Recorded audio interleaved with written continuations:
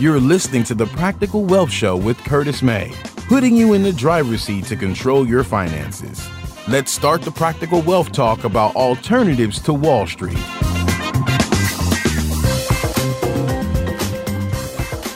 Hello, everybody. Welcome. This is Curtis May with the Practical Wealth Show, and I'm excited today as my special guest, the author of my favorite book on the banking topic, Mr. Jeffrey Reeves.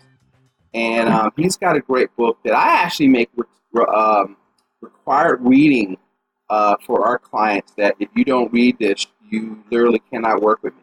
Okay.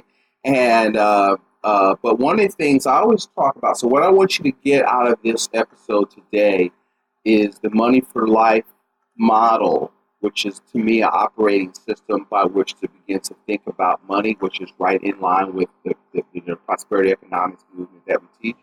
But I want to read you something from the first page in the book. And he says that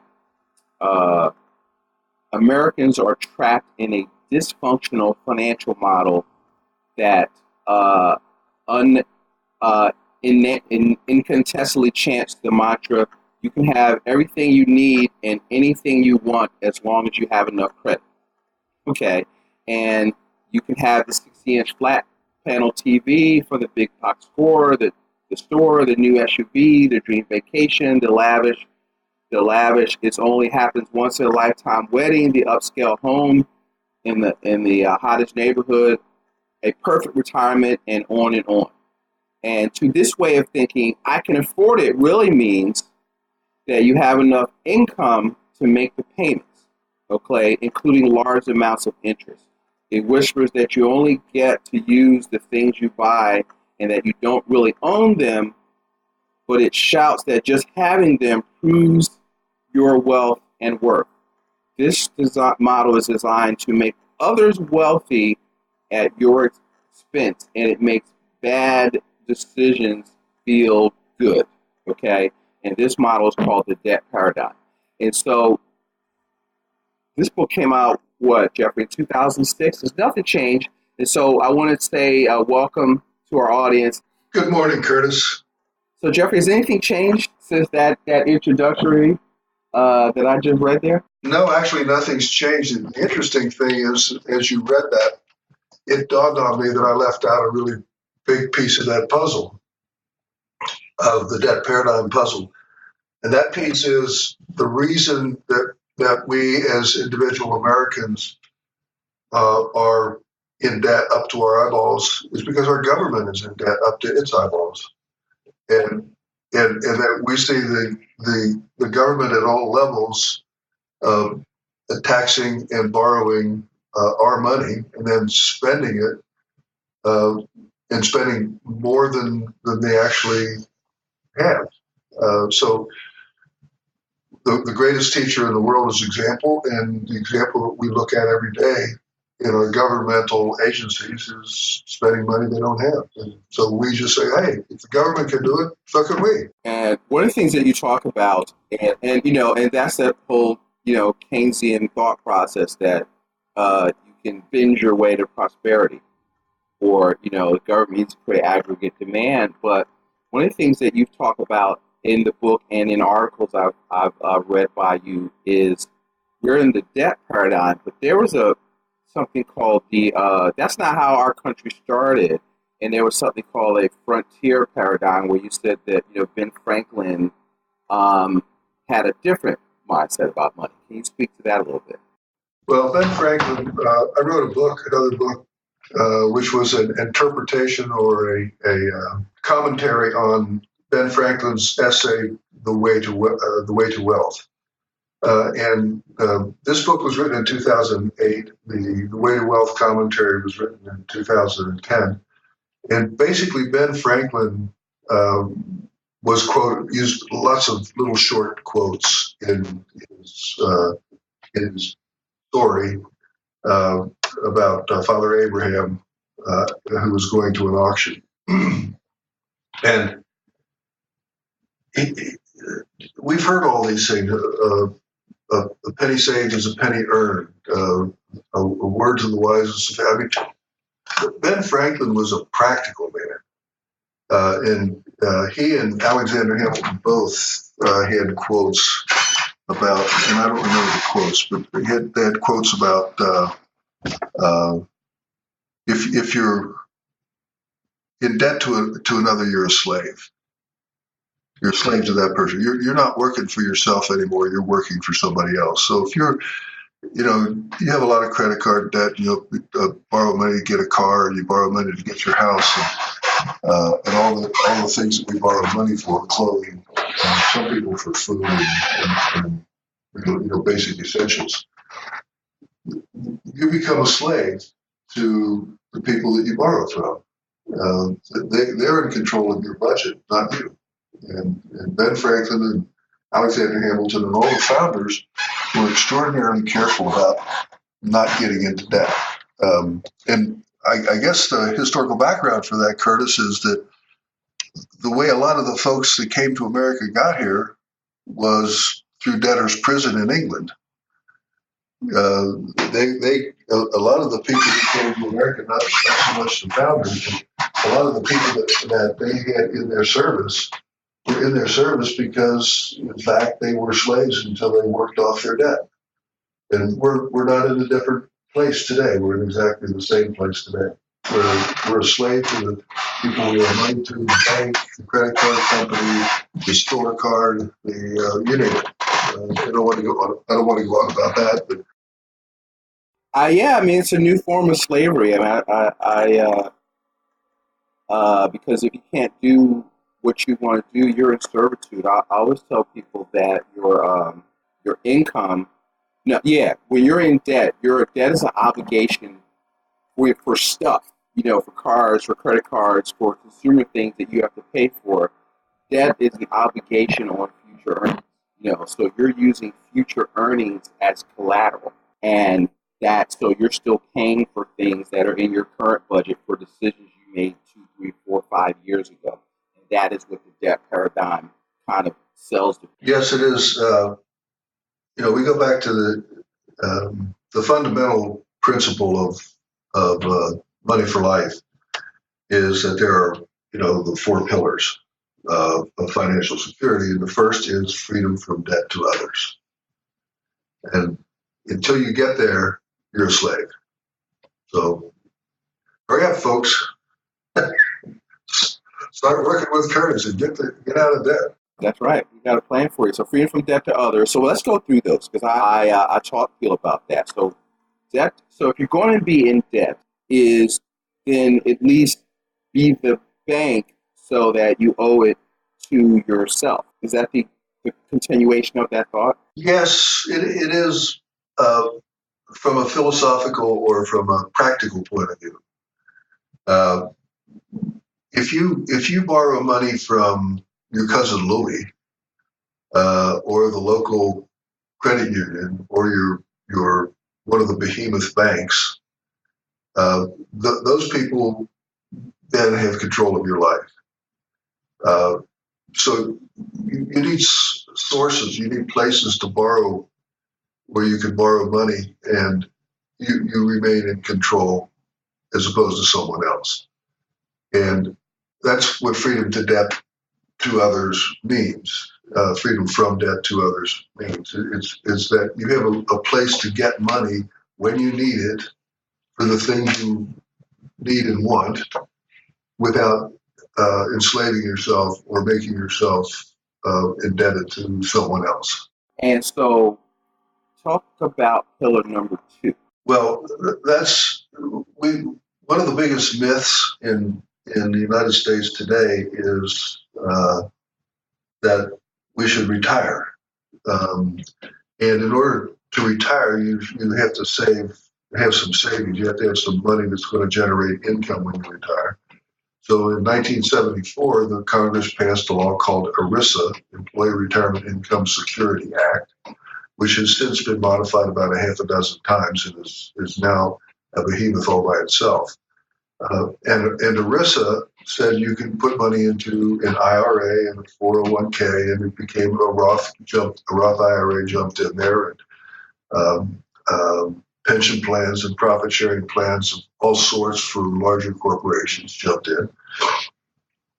And people think, okay, this is great. I'm going to be able to retire. Well, if you were one of those people who thought that in 2002, when there was a market crash and the market lost about 50% of its value, you couldn't retire. I had clients at the time who were screaming, saying, "Holy mackerel! I had $2 million in my account. Now I've got 800,000, and I was projecting 6% return, and now I'm getting a 1 or 2% return. So I went from $120,000 a year to $16,000 a year. What am I going to do? Well, there was a problem. The same thing happened in 2008 crash, where the market lost even more. Anybody who had money in those vehicles that were invested in markets and wanted to retire couldn't retire. They had to figure out, they had to work. On average, I think the statistics at the time is people would have to work at least 5 more years to catch up. And the people who had just retired and hadn't done all the work they needed to do to convert those investments in those vehicles to safe, reliable income. They had to go back to work. So it's a trap. It's just a trap to put money into all these vehicles, because the myth is, well, you'll save money. You don't pay. You're saving taxes because you're not paying taxes on the money you put into these savings accounts, which are really investment accounts, not savings accounts. But the fact of the matter is, if you look at it statistically, you'll pay more in taxes, 10 to 12 times more in taxes on the money you take out after you retire, if in fact your money is still intact, than you saved putting it in. So if you saved $40,000 in taxes over a period of years, you think, wow, what a great deal. And then you find out you're going to pay $400,000 on taxes on the residual on the income that you might get out of that, those quote savings, unquote. Yeah, I'm sorry. Yeah, that was a point, because I always tell clients that, the retirement plans do 2 things. They delay taxes, and the more accurate word is postpone. And then they are postponing the tax calculation, and you're getting taxed on the harvest versus being taxed on the seed. And statistically, with what's going on in the country, once you understand the demographics, you're probably in the lowest tax bracket you're ever going to be in right now. Well, that may be true, that may not be true, but either way, you're better off if you don't put your money into those things, those 401k, et cetera, IRAs, because you really, number one, you don't have access to it, at least not effective, easy access to it, inexpensive access to it during your lifetime when you need it. And here's another horrible fact. I just I looked this up the other day, in fact. The average 401k IRA savings account money, but the average amount of money that's in those vehicles for Americans is $138,000. Well, $138,000 in today's economy won't last you more than a couple of years. And the earnings on that at 2% or whatever the heck they are now, it's enough to buy groceries for a month. So the myth is we're all going to have millions of dollars when we retire, but the fact is that the average is $138,000. Now, the top executives of corporations and the people who have government jobs, do you know what occupation creates the most millionaires? School teachers. Wrap your head around that. School teachers who are always saying, "Oh, we don't get paid enough. We work too hard." The school teachers have more millionaires per capita than any other occupation in the country. I mean, I've seen a few with decent like 403bs accumulated, but they're in live in such scarcity because they're afraid to use the money. Well, but it may be the ones you know, because they don't report that. That's not reported. Because I haven't done the research for about a year, but I did go through that research. I was looking to see, who was making money, who in our communities, and small business owners are the next. It's the next level. So school teachers are first, but small business owners are next. Now, the small business owner at any point in time in the small business owner's career will probably fail 2 or 3 times. But ultimately, they'll succeed because every time they fail, they learn something. And and then they go back and do something else or do the same thing over again, and they've learned something. They don't make the same mistakes time and time again.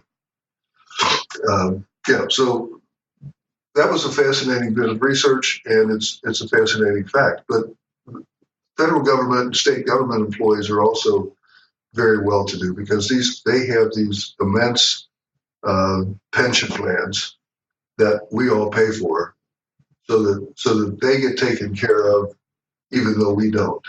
And it's kind of counterintuitive. It kind of doesn't make sense that the people that work for us, the people that are the employees of the citizens of the United States, are traditionally and financially, in fact, better off than the citizens themselves. That's sort of upside down and backwards. So, folks, so the takeaway I want you to get: the myth of retirement, okay, and the myth of what I call life deferral plans, where you're basically hoping the market goes up. So if we're keeping track of the 4 pillars, pillar number 1 is freedom from debt to others. Well, here's how I lay them out, and so let's talk about it. So I want people to lay them out. So I want you to be taking notes every time you hear Curtis talk, take notes, right? On these podcasts, I want these to be learning experiences. So you want to be free from debt to others. You want to have ready cash when you need it for emergencies, but better yet, opportunities. You want to develop passive income you don't have to work for and that you can outlive. And you want to, number 4, develop which to me should be number 1, but they're all, depending on where you are in your life. You want to develop a legacy of wealth and, most importantly, wisdom. Because a fool and their money are soon-parted. That as you're building is what we want to try to do. So we want to, so as we get into talk about, because one of the things you talk about that I really love is that save, and I say this to my clients all the time, you want to save from income and invest from assets. What does that mean? Well, what the model that has been created for us is that you invest from income, and you don't save at all. I mean, don't worry about saving. Savings accounts are not interesting or exciting. Places where you can save money they're boring. Whereas investing, that can be just exciting and fun, and we can watch the market. Look at the market now; it's going through the roof. Isn't it wonderful? Well, it's going through the roof until it goes to the cellar. That's the way it has always been. It's the way it will always be. The market is volatile. It's risky. The definition of the market is risk. So if you're going to invest, you take something you already have to invest, and it should be something that you can afford to lose. Savings are the dollars that you have to fulfill to erect the 4 pillars. By the way, I want to comment on something you said about priorities, that the legacy of wisdom and wealth should be your number 1 priority. I don't disagree. The 4 pillars are actually listed almost in a chronological sequence. You have to get out of debt. You have to save enough money to take care of emergencies or to take care of yourself in the future. You have to make sure that in the process you've got money to deal with emergencies and opportunities. And when you've done all that, you're in a position to secure a legacy for those you care most about. So it's almost a chronological approach. Okay, I kind of teach them like that. I thought I saw somewhere, like you maybe in the book, or like you begin. I think you can't do what you just said until you do the other three, but you kind of want to begin with the end in mind. Like I want to, build a legacy of wealth and wisdom, but you've got to go through these steps. You got to free yourself from debt to others. You got to, yeah.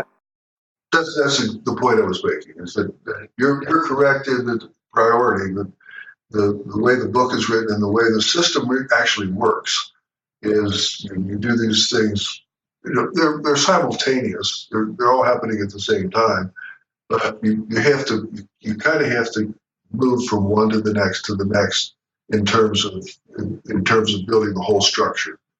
Because you may start off with freedom from debt to others, and then something disastrous happens, like Harvey or Irma, or wonderful hurricanes that are beating the heck out of America right now.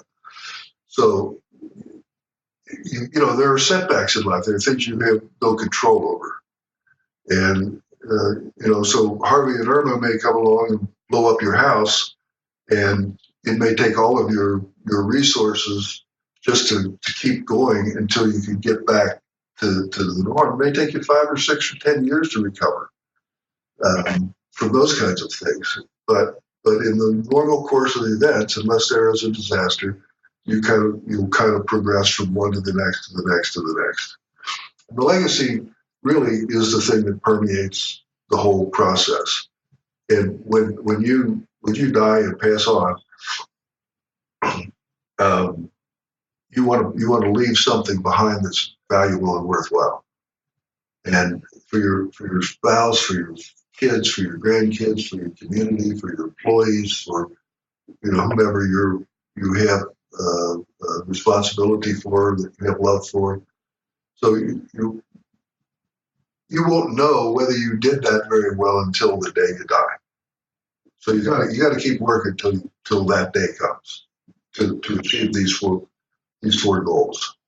I think they're worthy. What I love, I want to go back to is because you just start out with this. I forgot to ask you because I got right into it, but because you talked about a system, but can you give my listeners a little bit of background about your journey, in business and what caused you to develop this, process? Because I'm very process driven. So what I love about the book is a system that I could follow that can teach, because what the title of the book is how to, protect yourself in good times and bad, how to thrive in good times and bad. And so that's life. You're going to have good times and bad, but you need to have a system where you can win. One of the things in the foreword, that who wrote your foreword calls it a financial self-defense system, right? And, and so you have to protect yourself. But give my listeners a little bit about your background and what led you to this. Well, it's interesting that you've taken the systems approach. My career started off as a school teacher, and didn't like the system that the school was using, and so I sort of invented my own. And I had the fifth grade class number one, and Sister Mary Rosemary had, whatever her name was, had the fifth grade class number two. Her class had all the high IQ kids, and mine had all the average IQ kids. And we got to the Iowa test at the end of the year, and my class outscored hers across the board by 10 points.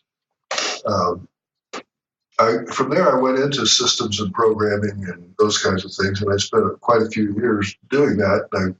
I designed and developed the systems and programmer training course training program for the Air Force Logistics Command at Wright-Patterson Air Force Base, and I redid Cincinnati State College's program at the time, and went on to do some other things in systems. But systems they just came naturally to me. And when I started looking at my own personal finances, and I got into the insurance and financial services business, and was looking at other people's work, other people's approach, what I discovered was that their approach was, this is my company, this is what we have to sell, that's what I'm going to sell. They didn't have a system, they had products. And as time went by, I just naturally developed the system that I articulate in this book, and it was sort of almost like the way the four pillars are listed, Curtis. I discovered, gee, debt is bad. It's a form of slavery. I better get out of debt. And wow, when I get to be my age now, I'm 77. When I get to be 77, I better have resources because the government isn't going to do it for me. And then ERISA came along, and when ERISA came along, it really shocked me into the realization that it took a few years, but the realization that that's not a system either. That's just another product. That's just something people can buy. They can buy an IRA. They can buy into their 401k and so on. So the process of developing a system, which I've done here, which Money for Life is a system, in fact. And if you follow the system, life is good. I've got nothing else to say. Okay, that is outstanding, because it's so, and you just look at, and it's so simple, right? And succinct, because you're trapped in the debt paradigm that we just talked about, where you're taught to basically get money, basically earn, borrow, spend, repay. And most people just do that all their life, right? And, and one of the things that's awesome is you talk about, the concept of the personal economy. I always tell people, you can't control the economy nationally, but you can control what you do, which is your production and consumption as a family. And so you do have the ability to take really almost complete control of that. Speak to your concept of the personal economy philosophy, of having a personal economy and being in control of it. And what is, you talk about where economics comes from and what it really is versus what's taught in college. The root of it, where the word comes from. Well, economics is oikonomia in Greek, which means household management. That's what the word means. The original word means household management, and it's over the years become a bigger word meaning more things. But most people don't have a clue what an economy is. The government and most of the economists at the academic level adhere to what is called Keynesian economics. And that's, you referred to that earlier, is that you can spend your way to wealth, and that's just foolishness. There's another group of economists called the Austrian economists. And the Austrian economic model is the one that is the foundation for Money for Life. It's more based on self-reliance as opposed to reliance on the federal government or government programs like 401k, IRA, food stamps, welfare. It's a personal economy. You take control, you take charge. It's yours. It doesn't belong to somebody else. You're not the slave. You don't have to be. You may choose to be, but you don't have to. I always tell people you have to pull your own little red wagon. And well, my other book, which kind of preceded yours, but the same message. I just like your system. It was Become Your Own Banker by Nelson Nash. And so Nelson introduced me through his bibliography to Austrian economics. So I read a little book called Economics in One Lesson. And then I read The Law by Frederick Bastiat. And I was like, wow, where are they been hiding this stuff? And I had like a matrix moment of what, okay, all this stimulus stuff, all this, there's nothing new under the sun. All this stuff has been tried before and it has never worked. And, once you start to understand that, you kind of can see through a lot of the crap out there and learn how to, I think Nelson once said to me, it says, listen, if you know what's going on, you'll know what to do.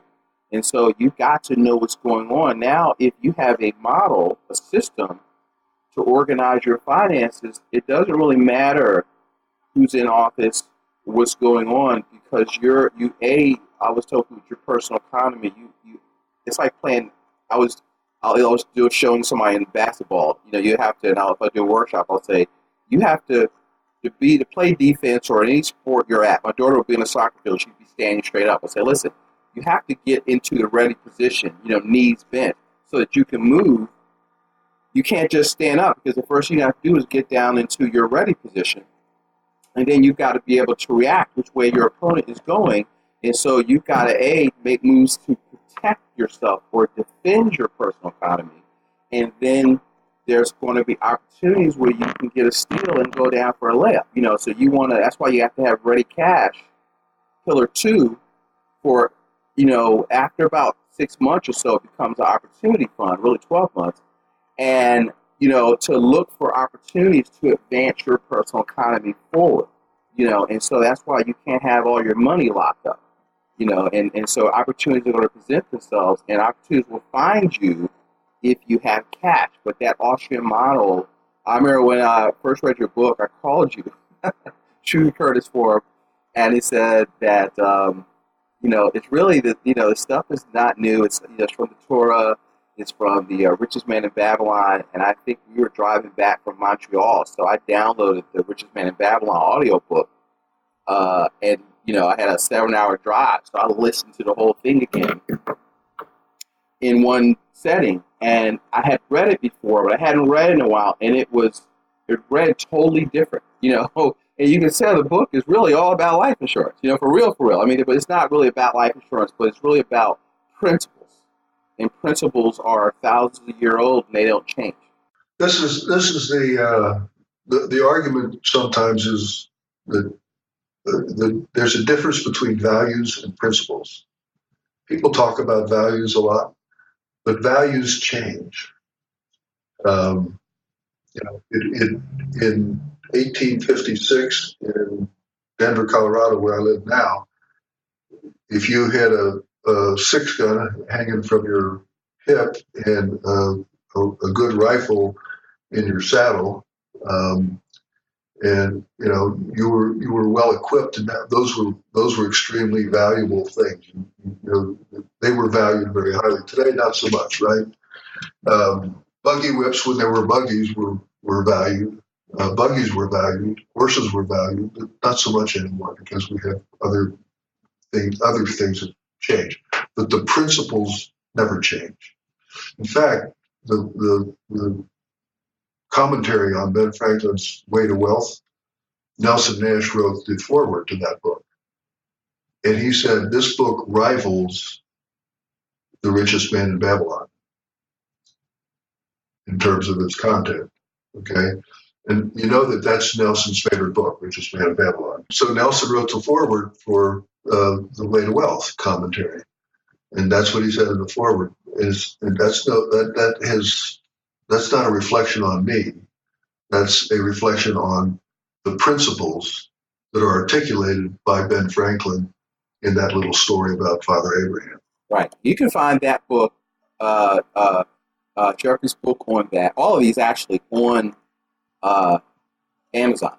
Right. I have 4 books on Amazon. The Money for Life, The Way to Wealth, and then 2 short books, small books on life insurance. The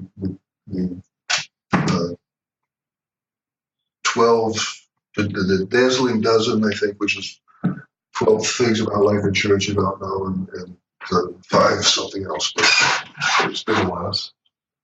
The 5 Great Gifts of Whole Life Insurance. Yeah. So those books. What I've tried to do, Curtis, is to write in a clear, simple, fun, enjoyable way, so that folks can get the idea, and then once they've got the idea, they think, gee, this is something I'd like to know about. To find guys like you who are still practicing. I'm no longer practicing. I do advise other agents and advisors. But to find somebody who can actually help them put together their own economic system, their own personal economy. Your book's my favorite because of the story. It's very easy read, and it's been story form with examples of clients. And I'm going to talk about some of my experiences on some future podcasts of applying the principles. One of the big ones is like changing your mind about money. You really have to educate yourself so that you're open to hey, there may be some things out here I don't know, so you can begin to even think right. I had a mentor one time tell me a change of viewpoint can change your life. And so what I try to do with books, with podcasts, with the YouTube videos is try to open the door for people to begin to have a paradigm shift. Well, let me address that just real briefly here. Here's the way. This is the actual way I think. If the conventional wisdom, if what everybody says to do is to go out and buy horse turds, and put water in them and soften them up so that they're edible, I'll do something else. I'll look around for an alternative. I'll say, that doesn't sound like the best idea in the world. So why should I do that? So whatever is ever heavily advertised on television, on radio, through big budget deals, big budget people, whatever that is, I look for the alternatives. I look for other perspectives that don't support that. And what I've discovered is that those other perspectives, if I put it in political terms, if the libertarians, who are not Democrats and Republicans, who are just a small segment of society, tend to have some really good ideas. Now, I don't buy their ideas either, hook, line, and sinker. I don't buy everything, but if you are in an environment where folks are saying, you've got to put money in your 401k because you got to match. The government, your employer's going to match it, and that's free money. That's baloney. That's money that's going to be taxed later. Okay, even though it's given to you free now, it's going to be taxed later. And they say, yeah, but I got 100%. I put in 3%. They put in 3%. That's 100% growth on my money instantly. Well, that's true. And if the market is going up like crazy, that's really helpful. And when it crashes, that you lose that too. And when you pay taxes on everything. So it's not that that's a bad thing. It's just that it shouldn't be the first thing. It's not money you have access to. It's not money you control. It's money the government controls. It's money that the mutual fund company controls. You got a whole series of people involved in these things.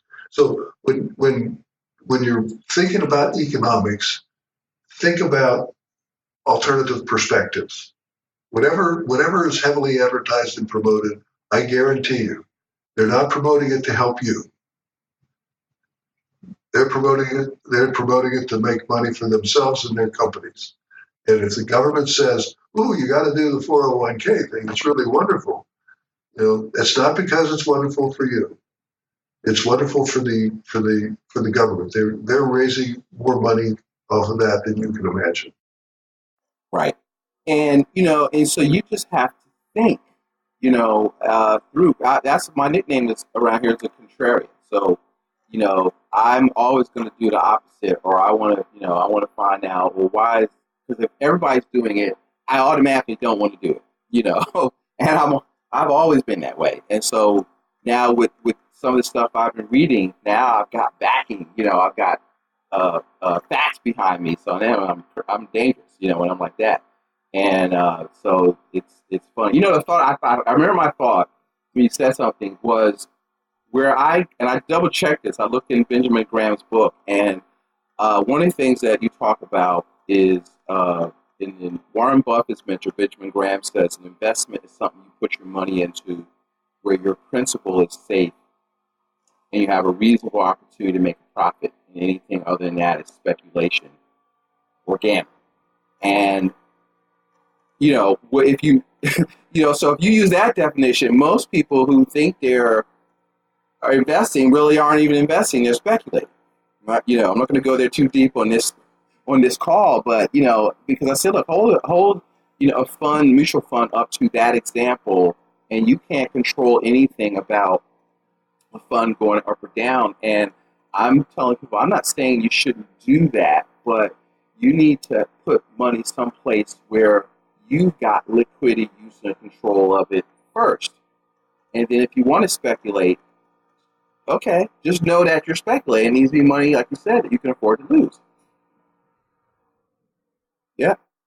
And so as we conclude, we're at 44 minutes. I want to talk about, and I thank you so much for your time, is I want to hit the steps of the Money for Life formula, and particularly you be the bank and that concept, because that's kind of what we base our practice around, is that banking concept. So the transition that you want to make is out of the debt paradigm to the Money for Life system, which is get money, bank it, borrow it, spend it, repay it. Let's talk about that. Well, it's the same model as the debt paradigm. The only difference is you control the money. Your money is in places where you have access to it. You don't have to ask permission. You get to pay it back on your schedule, not somebody else's schedule. The simplest example is money in a savings account, just a regular old credit union savings account where you're getting 1.5% or 0.5% or whatever interest. That money is yours. You're in complete control of it. It's not doing very well in terms of growth, which is one of the reasons people don't do that very often. You can take it out and put it back at will. But the value, of course, is always the amount of money that's in the vehicle. The money that's not there can't grow. So that's the simplest, but it's not the best by any stretch. I have been in the insurance business and been studying this since 1970. Actually, before that as a consumer, but as an economist, economic thinking person. So that's a few years now. And the only product that actually serves the purpose and does so well and reliably with appropriate guarantees, so the things don't go awry, your finances don't go awry, is whole life insurance. And I don't think I don't know if you want to get into a discussion of the mechanics of that, because it can be very complex. But the simple fact is, money that you put into whole life insurance, if you put it in properly and use it properly as your bank, it it can free you from the slavery of debt. It can free you from the slavery of taxes. It can free you from the slavery of being having your money controlled by other people. So that's the foundation for me. That's the foundation that I found. And this isn't new. It's not my idea. Walt Disney, we start with J.C. Penney. J.C. Penney saved the J.C. Penney company back during the crash of 1929 in the early 30s by using his cash value life insurance money to keep the company afloat. Walt Disney founded the entire Disney dynasty and program business was based on money he was able to obtain and borrow from borrow against his life insurance policies. John McCain, when he was running for president, ran out of money, and he didn't want to stop running, so he went and borrowed against his life insurance policies to continue his campaign, and he won the Republican nomination and, of course, lost the election.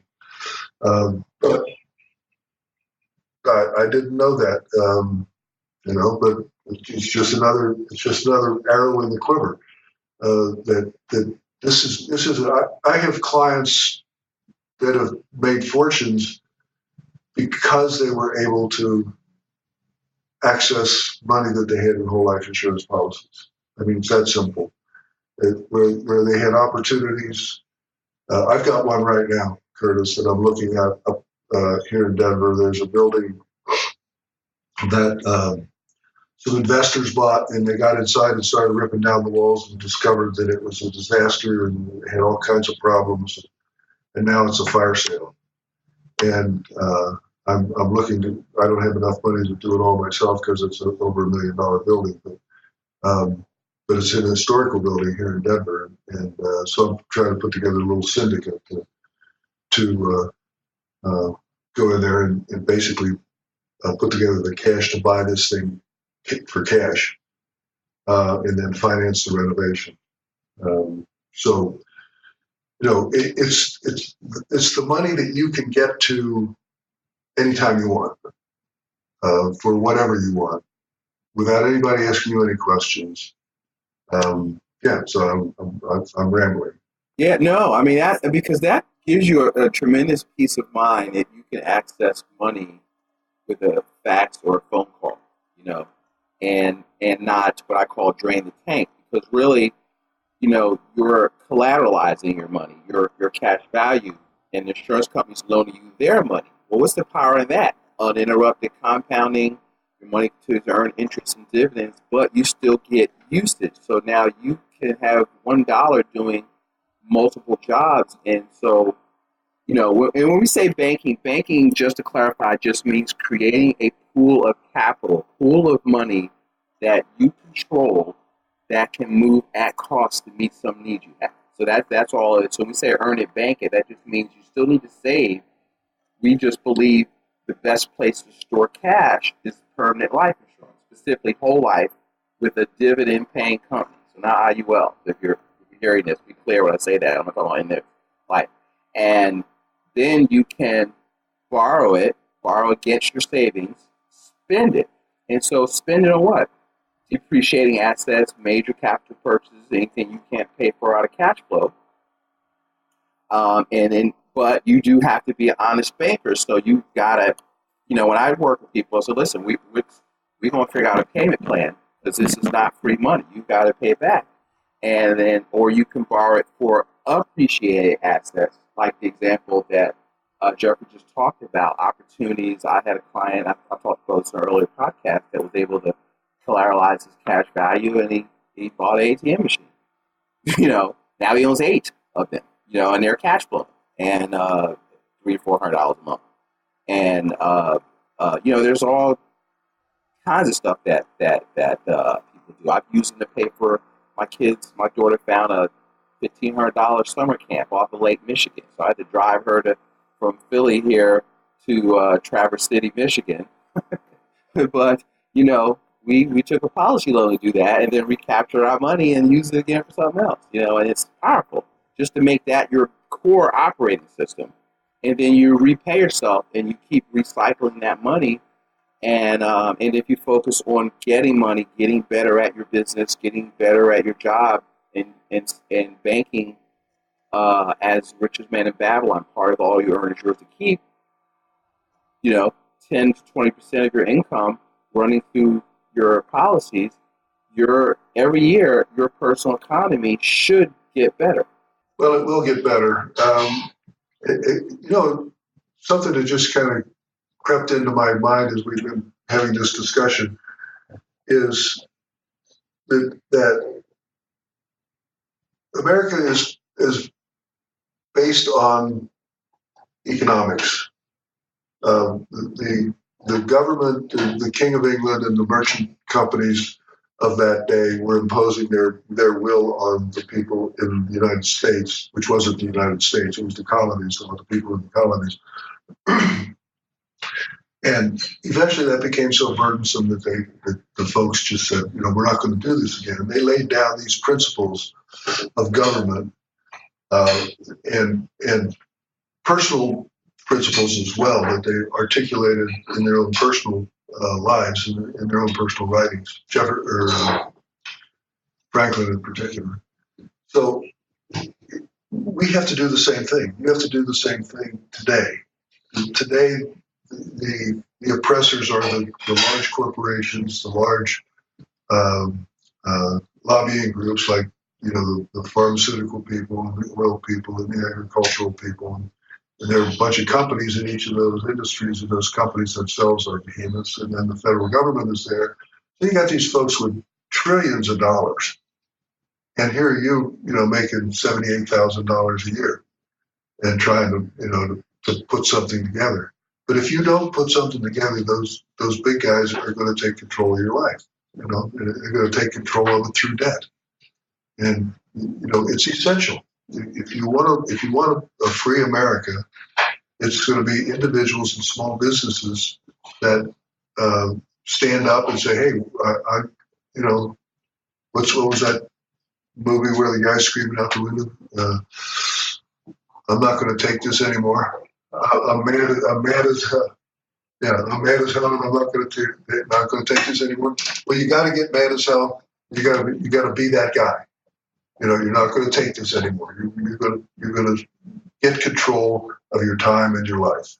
And see, you can do that yourself without radicalizing. You just, I'm going to take control of my personal economy. I'm not looking for other people to solve my problems.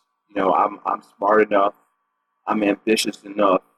And, there's nothing new under the sun. As we've alluded to, we didn't create this stuff. This stuff has been there, and so one of the goals of the podcast is to kind of bring out to, it's not so much has been discovered, but rediscovered is what we're trying to help people discover. Some of these principles that predate, I call modern portfolio theory, that started in the 50s and 60s. The 401k has only been around since 1979 or 80. This stuff is new. Whole life is over 150 years old, too. Yeah. I was estimating. I heard two. I just wasn't sure. So I could say, although I know it's over 150. And it's powerful. So, that's why I like whole life, because I want guarantees. I want stuff that's been there, that lasts through 2 world wars, depressions. I don't need to make money. I just need to be there when I want it. I'll make the money make money. I just need it. What does Will Rogers say? I'd rather have return of my money. Americans want return of their money sometimes more than return on their money. So listen, give me 3 minutes. Let's talk about your if you'd like, your current project. And I just want to thank you for your time as we close out, and tell them where they can get a hold of your stuff. Well, thanks for that opportunity, Curtis. First, I encourage everybody to go to Amazon and buy all the books, especially if you don't have the Way to Wealth commentary. That book is an invaluable motivational kind of a guide. The project that I'm working on now in 2013, I gave up personal production and decided that I was going to apply my decades of experience, most of it with small business owners, to help strengthen the small business community in some way. And I came up with a concept which we call profit pilots. Profit being the focus.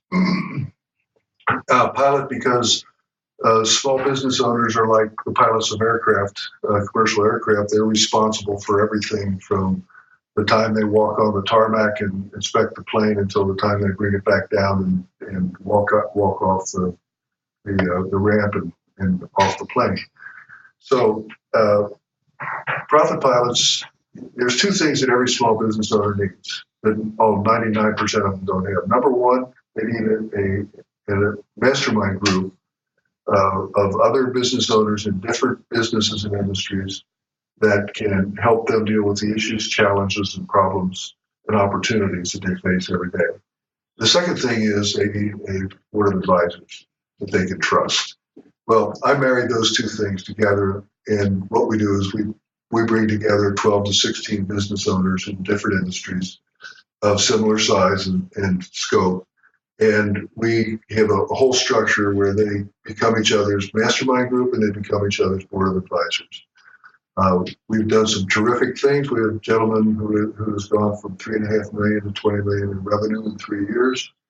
Another financial advisor who went from $150,000 to $420,000 personal income, and lots of other stories. But time is running out. So, profitpilots.us is where you can learn more. Profit Pilots, PROFITPILOTS.us. And if you want more information, you can get in touch with me through the website. And so one of the things that we do is I actually just got a case of books from Jeffrey, the Money for Life book. So we, as part of our process, our onboarding process, that is a book that our clients work with. So if you'd like to, one of the things I encourage people to do, if you hear this, if you go to our site, practicalwealthadvisors.com, on there is a button for a 15-minute strategy set. Well, maybe a little more. It says 15-minute appointment, whereas I try to, I'll do workshops in Philly, so I try to make myself available just to, answer questions in the community, but I just want to put them on my schedule. So, feel free to go to practicalwealthadvisors.com. And or send an email to kurtmay@gmail.com, and we'll get together. We'll get you a copy of the book, or you can go to Amazon or Kindle. It's $9.95 on Kindle, folks. So if you've got a Kindle, you should definitely get this book, and you will have a paradigm shift about how you view money. And as we said earlier, change viewpoints will change your life. And so with that, guys, it's we're probably going to break this episode into two parts. But I want to thank Mr. Reeves for being on the call. Man, I could talk to you all day long. So this was very exciting for me. And I told you, I do these podcasts just so I get to meet interesting people, because I've got 2 pages of notes since we've been talking. And so, guys, I want to thank you. I want you to have be prosperous. And you all have a great day or evening, depending when you're listening this. And so to your prosperity, this is Curtis May from the Practical Wealth Show. And Mr. Jeffrey Reeves, thank you for your time again. My pleasure, Curtis. Yes, sir. And so we are out. Take care.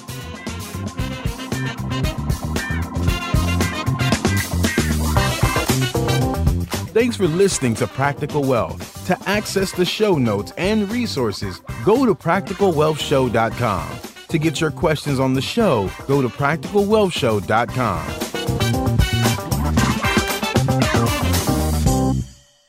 This show is for entertainment purposes only. Before you make any investment decisions, consult a professional. This show is copyrighted by Practical Wealth. Written permission must be granted before syndication or rebroadcasting.